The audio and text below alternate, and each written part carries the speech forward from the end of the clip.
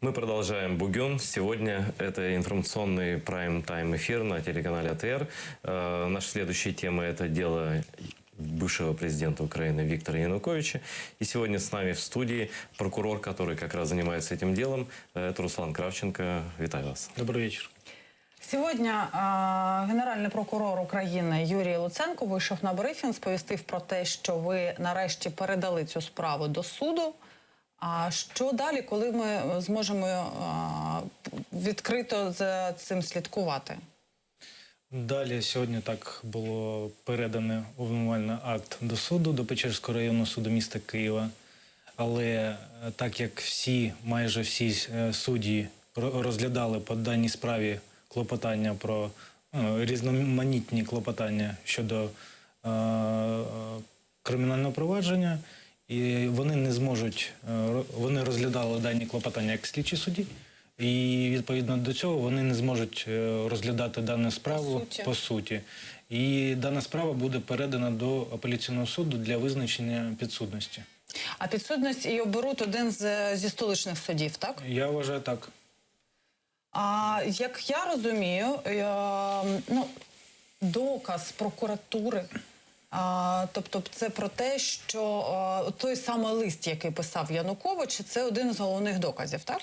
Це не тільки один із головних дуже багато, але щодо цього листа всі події складуються. І відповідно до цього листа основні злочини вчинив Янукович. Я можу розповісти далі, якщо... Так, давайте ми просто покажемо цей лист. Насправді його видання «Цензор» його опублікувало. Це історичний документ. Я сподіваюся, що ми його таки все ж таки зможемо побачити. Нагадаю, що саме в цьому документі Віктор Янукович просив Путіна ввести Збройні сили Російської Федерації в Україну. Ось саме ці документи. В чому ще він звинувачується? Йому інкримінується державна зрада. Да, пособництво в умисних діях, вчинених представниками російської влади, направлених на зміну конституційного ладу та меж кордону України, а також пособництво в агресивній війні проти України, вчиненої Російської Федерації. В чому самі статті полягають? Які саме дії вчинив Янукович? А саме 1 березня 2014 року він, усвідомлюючи свої протиправні дії, з метою легалізувати дії та рішення представників влади Російської Федерації, а саме президента Російської Федерації, а також Ради Федерації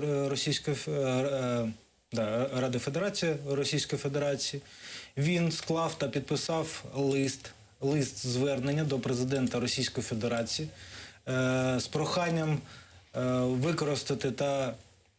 використати та вести російські війська на територію України. Потім Янукович подав даний лист. Путін, як він сказав, що 4 березня 2014 року він коментував, що він отримав даний лист, і це єдиний документ, відповідно до якого він зможе і зміг звернутися до Ради Федерації. 1 березня Путін, президент Російської Федерації, звертається до Ради Федерації. Рада Федерації в той же день, використовуючи звернення про дозвіл на використання Збройних сил Російської Федерації на території України, а також це зазначено в стенограмі засідання даного Ради Федерації, вони використали також лист Януковича, другий лист, який був направлений на їхню адресу. І того ж дня вони ухвалюють рішення щодо надання дозволу президента Російської Федерації про використання російських військ.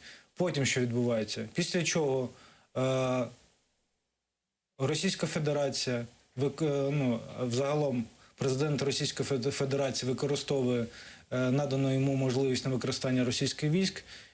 Він і вся Російська Федерація, представники влади, військові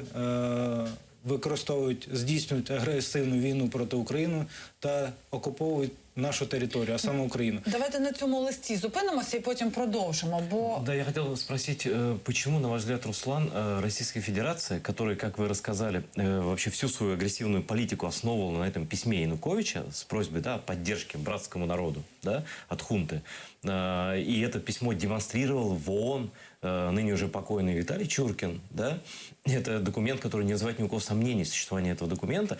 Почему они сейчас так нагло оспаривают и говорят, что его просто нет? Это вообще что? Я вважаю, що це приховування своїх злочинів. А давайте подивимося на Чуркіна. Може, хто забув? У нас є саме той синхрон, де Віталій Чуркін, представник Російської Федерації, сповіщав світові, навіщо вони і за що голосують.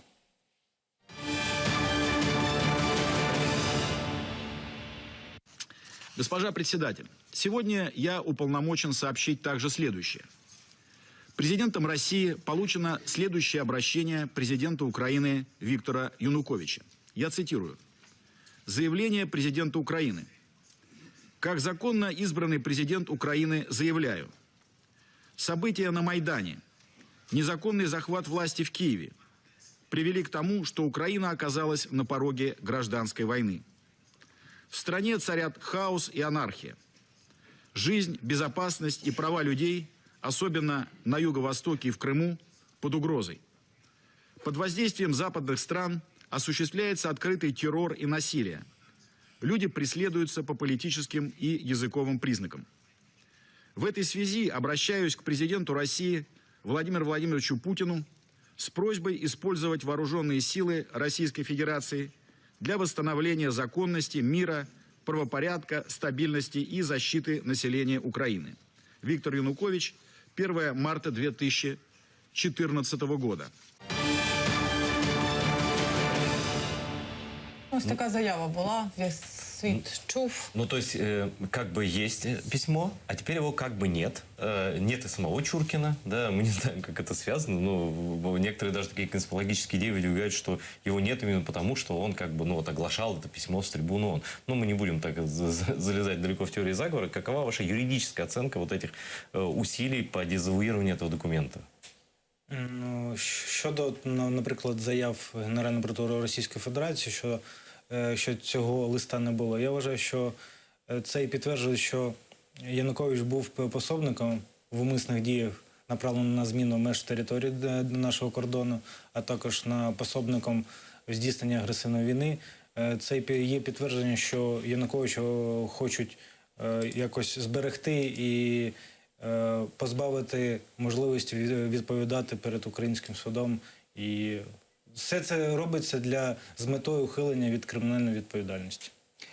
От що насправді... Навіть таким великим органом, як Генеральна прокуратура Російської Федерації. Так, бо саме Генеральна прокуратура Російської Федерації написала листа вам, Генеральній прокуратурі України, де і сповістила, що такого листа не було, і що це було. Я хочу зазначити, що до цього вона відповідала, що вона наше доручення виконувати не буде. Про допити. Про допити, про вручення підозри. Поговоримо і про це. Просто у нас зараз на зв'язку з нами Віталій Сердюк, адвокат Віктора Януковича. Віталію, вітаю, чи чуєте ви нас? Добрый день, уважаемая телестудия. Конечно, слышу хорошо вашу дискуссию. Віталій, скажіть, будь ласка, чи був той лист, чи не був?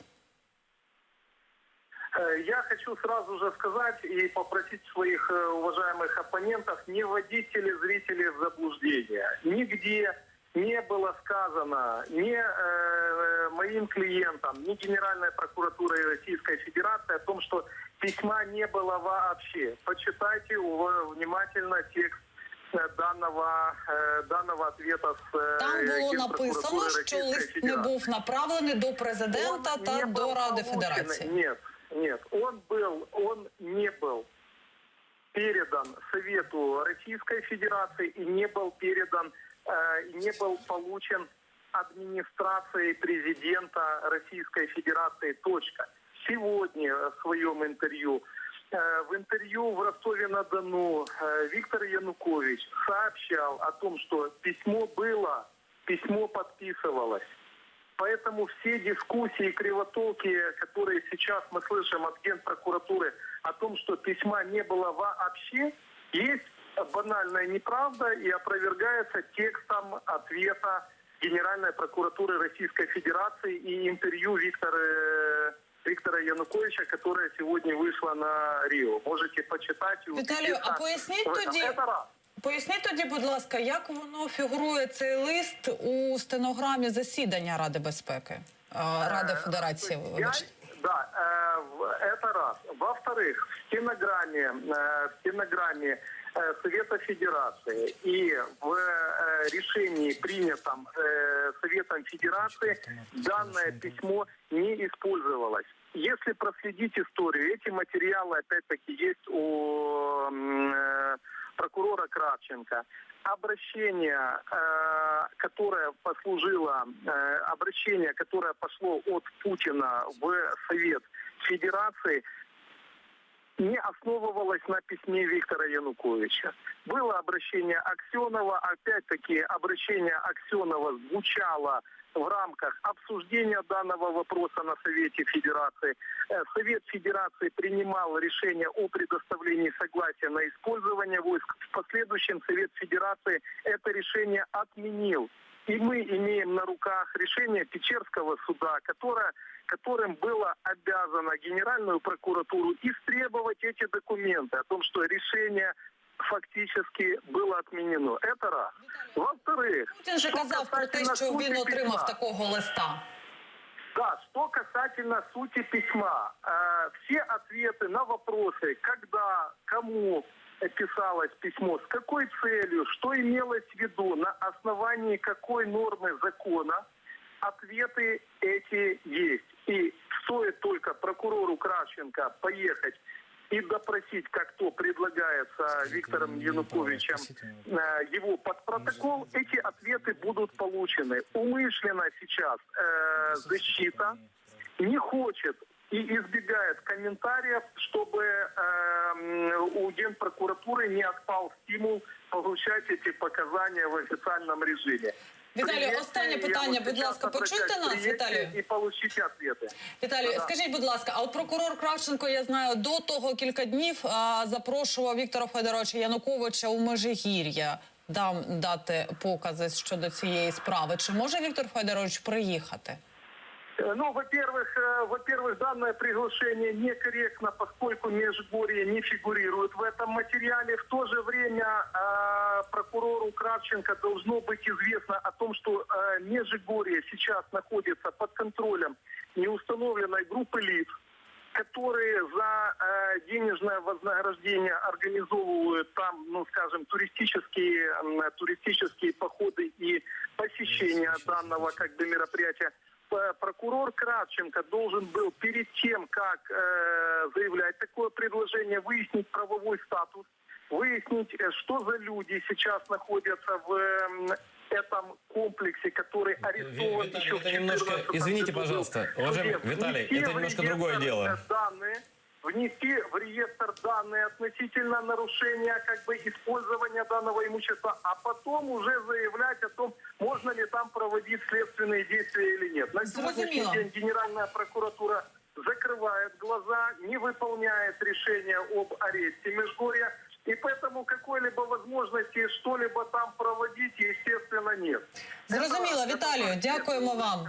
Дякуємо вам. Вашу позицію почули, що Віктор Федорович не приїде, не відгукнеться на пропозицію Генеральної прокуратури. А тепер ми запросимо, це з нами був на зв'язку Віталій Сердюк, адвокат Віктора Януковича. А чи поїдуть наші слідчі до Віктора Федоровича в Росію, як пропонують ваші колеги з Генеральної прокуратури Росії? Ми поставимо питання до вас. Чи поїдете?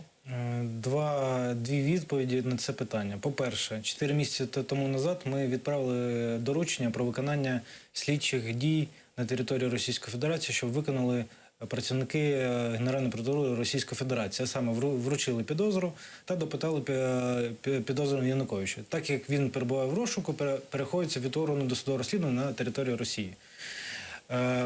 Я як прокурор, друга відповідь, як прокурор або інші слідчі, не маю права допитувати на території Російської Федерації або громадянина України, або іншого. Тільки я можу бути присутнім. Також така ж практика, наші слідчі та прокурори їздили до США, Вони, працівники ФБР, допитували людину, але наші працівники були присутніми. Тобто я не маю права допитувати. І дуже важлива справа в тому, що людина в розшуку, він переховується від мене, від органу досудового розслідування. Я його викликаю, надаю доступ до правосуддя, надаю можливість надати свої покази, але він переховується від органу досудового розслідування та суду. Я як прокурор по цьому провадженню. Мої дії, коли я приїду до Російської Федерації, яке моє головне бажання? Затримати дану особу та доставити до суду. Якщо це буде відбуватися, не забудьте запросити нас, щоб ми це знімали.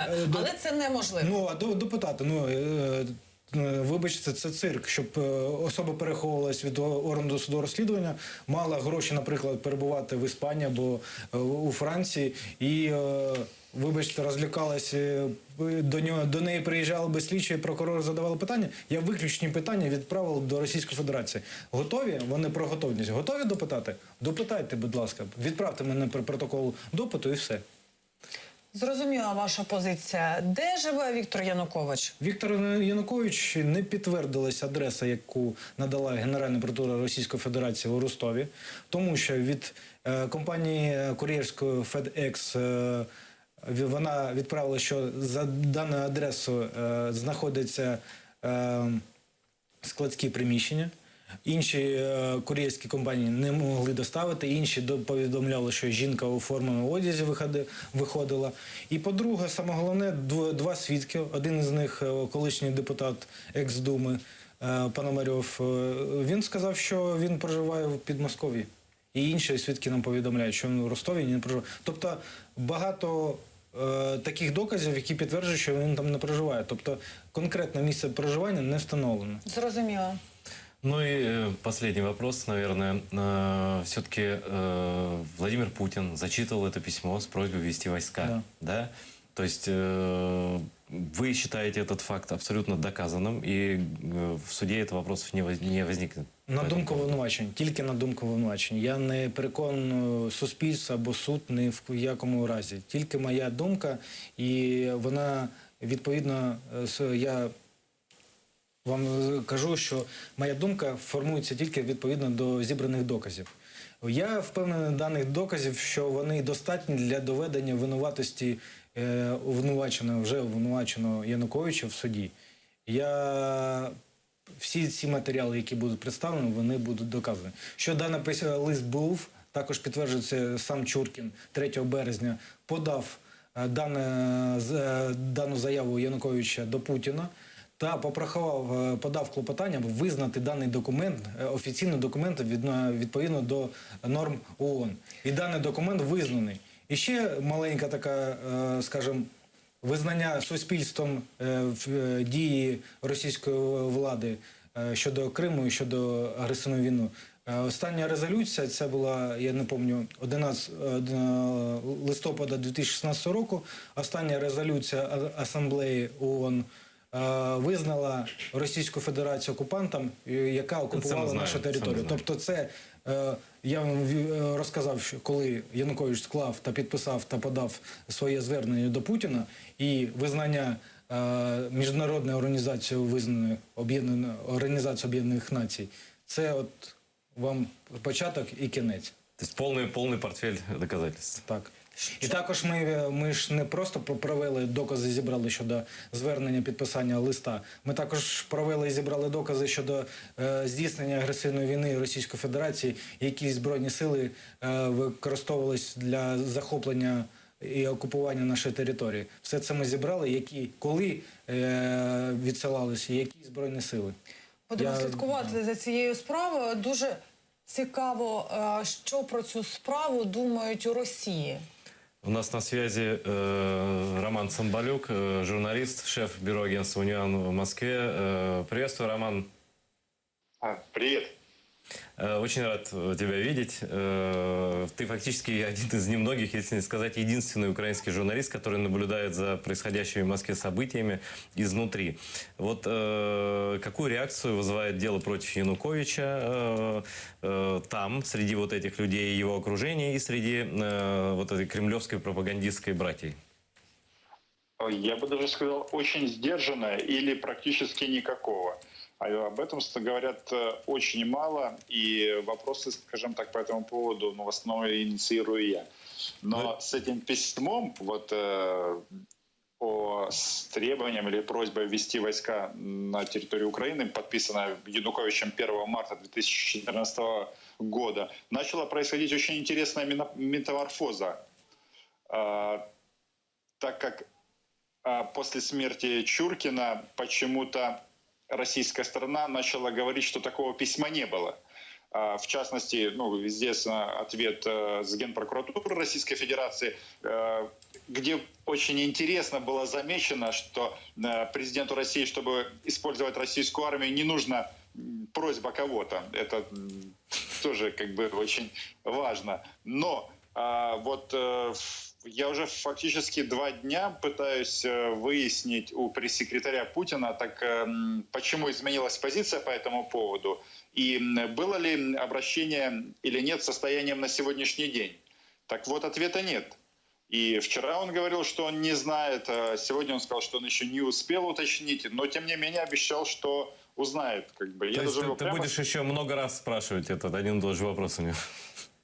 Я у него прямо спросил, ваш ответ значит, что вы не комментируете ситуацию по этому поводу, но он пообещал, что уточнит и расскажет. Вот завтра посмотрим, что из этого получится.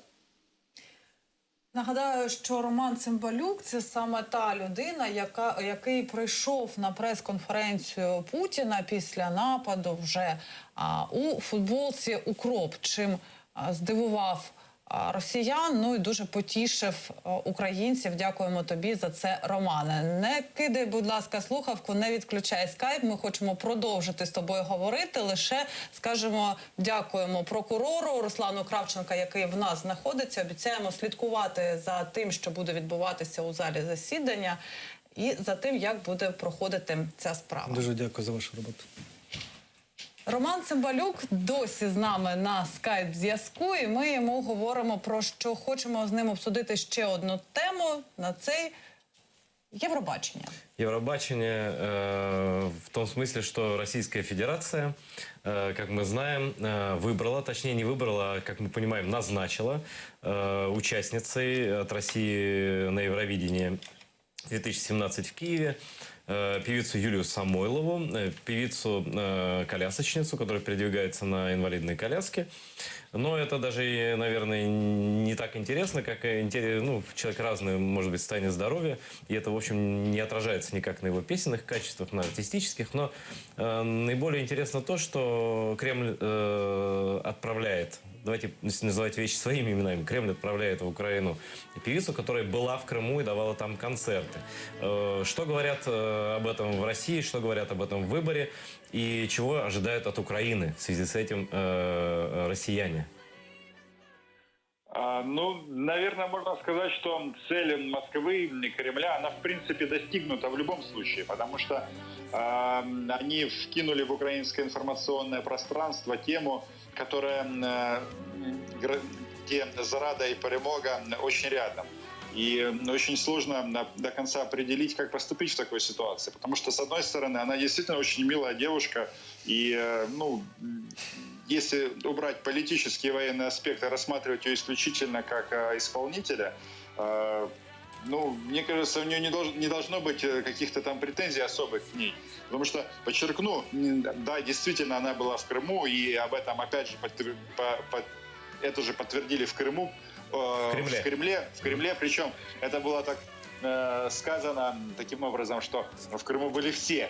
То есть, называется, думай по этому поводу, что хочешь. Но, тем не менее, в ней нет такой агрессии, как у очень многих российских исполнителей, которые там подписывали письма по поводу аннексии украинских территорий, там целовали фактически, я не знаю, в сапог российского президента или в другое какое-то место. Вот у нее это нет. Вот мое такое личное субъективное мнение. Ну и вторая часть. Понятно, что закон один для всех, и вот эта вот дискуссия, пускать девушку на коляске или все-таки строго действовать по закону, оно, естественно, разделило украинское общество.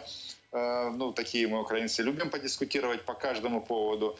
Вот. И в этом плане цель достигнута. Но сейчас, вот после того, как были сделаны заявления украинских чиновников там, высшего звена, то сейчас в России говорят так, что Украина размышляет, как репрессировать Юлию Самойлову. Вот поэтому в этом вся дискуссия. Ну, понятно, что кровавые украинцы, что они там не любят все русское. Ну, и вплоть, я не знаю, ну, там, тут даже до бандерасов не дошло, но это подразумевается.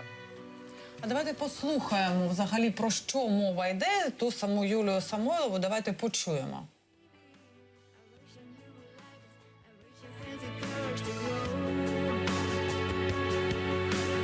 There's a life that we have to keep breathing.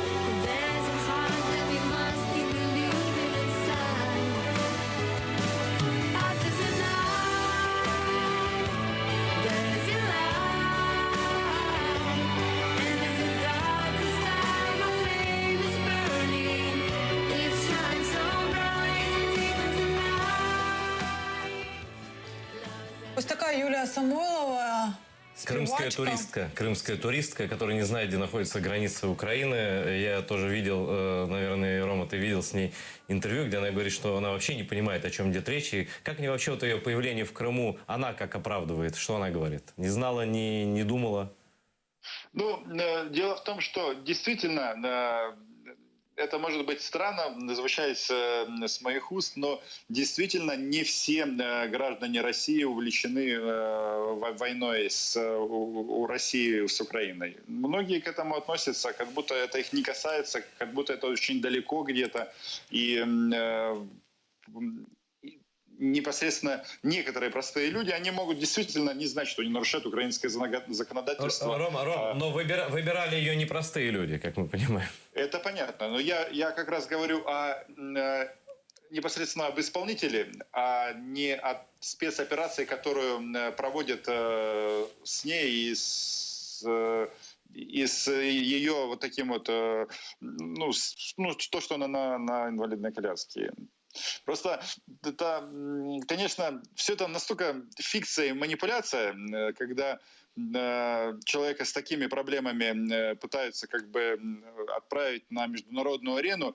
Но на самом-то деле, я вот могу вам лично сказать, я живу в центре Москвы, это, наверное, самый развитый российский город, и вот возле моего дома есть почта. Так вот, человек не только на инвалидной коляске туда не может заехать, это государственное унитарное предприятие, ну или там мама с коляской тоже не может туда заехать, потому что там двери не открываются. Дверь узкая, и человек туда попасть не может. Как бы. И почему вот это такое, я не знаю, двоемыслие какое-то. С одной стороны, сейчас будут всем рассказывать о том, как в России помогает людям с ограниченными возможностями, а с другой стороны, на практике это ничего нет. И по факту, как российским властям, они не особо беспокоятся о людях с такими особенными потребностями. Ну, я думаю, что тут этой роли особо и не играла. Играла роль то, чтобы вызвать, наверное, какую-то, не знаю, там... Ну, мы же знаем, что украинцы очень жестокие. Они плохо относятся очень к людям вообще, не сочувствуют, не сострадают. И, видимо, ну, как бы предваряя возможный отказ во въезде или что-то еще, пропаганда готовится сказать, что вот, ну, вы отказываете не просто человеку, а человеку с ограниченными возможностями. На эту, мне кажется, это уже волна пошла. Я так видел комментарии российских журналистов, что вы должны проявить милосердие, как бы пустить обязательно певицу, ну, потому что вы должны быть милосердны к людям, у которых проблемы со здоровьем. Это так. Это все понятно. На самом-то деле, вот здесь подход, он точно такой же, как украинцы неправильно скорбят. Вот это все звенья одной цепи. И российская пропаганда для того, чтобы расчеловечить жителей Украины, украинцев, и тем более ее защитников, они используют любые манипулятивные способы. Вот. И мне очень жалко, вот искренне, что из-за этой ситуации вот Юлия Самойлова туда не попадет. Вот если ее Украина не пустит, вот у меня очень большие сомнения, что ее отправят в следующем году на этот конкурс. Потому что это будет как, простите за такое слово, отработанный материал, и все, и об этом уже забыли. Вот такой вот текущий момент здесь. А що, на твою думку, Романе, може зробити Україна взагалі як держава? Як повинна відреагувати? Мені здається, дуже важливо швидко ухвалити рішення. От не тягнути, щоб не було оцих от зловживань. Треба будь-яке рішення насправді і пускати, не пускати, воно не піде нам воно не буде гірше для України. Тому що, як би там не було, нашу долю в стосунках з Російською Федерацією визначають не актори, а українські солдати, українські військові, які захищають нас на Східному фронті, на Західному фронті. Дякую тобі, Роман. С нами на зв'язку был корреспондент агентства «Униан» в Москве Роман Цымбалюк. А сейчас у нас на телефонной связи бывший руководитель оргкомитета Евровидения Украина Зураб Ласаня. Приветствую тебя, Зураб. Приветствую я вас. Зураб, вот только что мы спрашивали у Романа Цымбалюка, который находится в Москве. Но, конечно, он не может на этот вопрос ответить. Наверное, никто не может. Но просто ты, как наиболее близкий человек вот, к организации Евровидения, какое решение может принять Украина по кандидатке, по конкурсантке от России, которая явно нарушила закон Украины? И какие вслед за этим могут быть последствия, связанные с самим проведением конкурса? Я предполагаю, это мое частное мнение, что Украина не только может, но и должна принять это решение о запрете на въезд этого конкурсанта. Более того, и никаких последствий я не предвижу для конкурса Евровидения. Я предполагаю вот примерно что. Это решение будет в пользу обеих стран, как ни странно. У меня такое впечатление сложилось и создалось, что Россия не хочет и не может так же честно, как Украина в 2014 году открыто и честно отказалась от участия в конкурсе по своим причинам. Россия сделать этого не может. И чувство ложной гордости, не знаю, не буду трактовать. И она решила взвалить это на Украину. Причем педалируя именно ограниченные физические возможности, как обычно она это делает, не очень красиво, не очень хорошо, но меньше с тем. Она, мне кажется, решила переводить тяжесть решения на Украину. Так вот, украинцы, я думаю, не должны и не могут даже заколебаться в какую-то секунду это сделать. Ну а почему тогда колебания такие происходят? Мы не видим ответа уже третий день. Никакого. Я бы не стал торопить события. Это на самом деле есть пограничная служба, есть госпогранслужба, есть таможенная служба и есть СБУ. Эти три организации могут и обязаны решать в нашем случае, проверив сначала все расследовать. Куда нам торопиться? Дело не в эмоциях. Я как раз был на стороне и той, что, посмотрите, Россия дотянула в буквальном смысле за полчаса до срока конечного решения. И объявила этого так знаменико. Ну вот, здрасте, вам теперь не ответитесь. Так давайте и мы будем спокойно все это проверять. И, ну, например, в течение месяца может быть такое решение. Я был бы только за. Нервничать будет кто? В данном случае, скажите. Как мне кажется, нервничать больше будет Россия. Так на здоровье пусть нервничает. Зураб, последний короткий вопрос. Никаких санкций, если Украина не допустит российского участника, никаких санкций со стороны Европейского комитета Евровидения не предусмотрено? Да бог с тобой, какие санкции? Там на самом деле они ведь их обманули. Они, я имею в виду Российская Федерация в лице Первого канала обманула и Европейский вещательный союз, поскольку Юнова сам исполнительный директор Европейского союза переговоры ведет очень плотные как с нашей стороной, так и с россиянами. Так вот, с их стороны Первый канал, который в этом году является спонсором у себя, обещал его не включать в делегацию российскую никого такого, кто не мог бы работать в Украине. Так это было аккуратно оговорено. И немедленно обещание нарушил. То есть все-таки такие договоренности были и предупреждали, что не нужно включать людей, которые могут не попасть в Украину по мотивам, вот, связанным с нарушением границы, например? Были и просьбы, и предупреждения, и была договоренность. И вот, пожалуйста, вот как обычно. Дякуємо. Зураб Ласаня з нами був на зв'язку. Дякуємо, Зурабу Григоровичу, що знайшли час та вийшли до нас на зв'язок. І ми хочемо до нашої бесіди підключити ще політичного технолога Сергія Гайдая. Він з нами на скайп-зв'язку. Сергію, чи чуєте ви нас? Да, чую. А в мене таке враження, що от рішення Росії покликати сюди, відправити сюди саме Самойлову, це такий добра технологія, політична саме. Чи розділяєте ви таку думку? Ну, у России все, что касается спорта, все, что касается и, в принципе, подобных вещей, это все используется исключительно в целях пропаганды. Это еще хорошая советская традиция. Помните, было с советскими спортсменами, проигрыш приравнивался где-нибудь на спортивных соревнованиях к измене Родины, и мне кажется, они эту традицию продолжают. Як може відповісти Україна? Ну, знаете, я за соблюдение закона. И если по украинским законам участник нарушил закон, а в данном случае это, более того, вел антиуинфидикт, это исходит из ее прямых выражений, то вполне нормально по процедуре можно просто не допустить участника на въезд в Украину. И поставить ранее России такую проблему. У нас не могли бы участников с этим предоставить. Знаете, это как в спорте. Если у человека в крови обнаружили допинг, то нет, чтобы он претендовал на соревнования. Здесь такой своеобразный допинг, только правовой, юридический.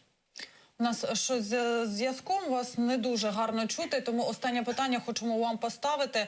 А от я чула такі пропозиції, що а давайте ми її запустимо, але запустимо до зали там людей, атошників, які лишилися на фронті кінцівок, чи то там родичі загиблих. От як ви ставитесь до таких закликів саме як з політичної технології, з позиції саме політтехнолога?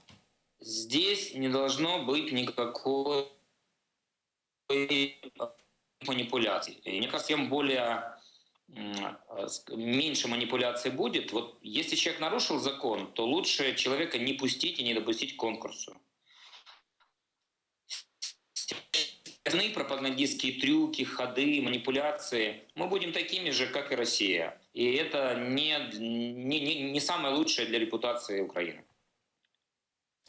Дякуємо вам дуже. Сергій Гайдай, політтехнолог, з нами був на зв'язку. На жаль, зв'язок дуже поганий і багато думок ми не змогли розчути так, як хотіли би розчути. Не, ну хотя бы, Ирина, мы поняли главное из разговоров и с Зурабом Аласани, и Сергеем Гайдаем, что Украина вольна принять любое решение по допуску или недопуску российской певицы, побывавшей в Крыму, и никаких санкций за это, о чем тоже я много слышал, со стороны оргкомитета Евровидения не предусмотрено. То есть это вообще отдано на решение страны, которая принимает и организует конкурс.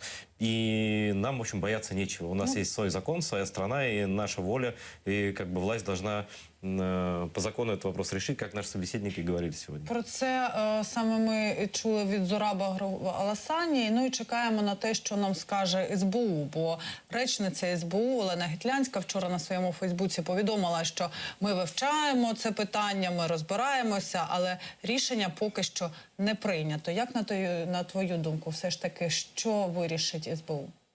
Я думаю, что все-таки СБУ, ну я надеюсь, по крайней мере, на это, что СБУ пойдет по букве закона. Буква закона говорит о том, что во всех аналогичных случаях, связанных с российскими артистами, которые находились либо в Крыму, либо на оккупированных территориях Донбасса, им был вынесен запрет на посещение Украины.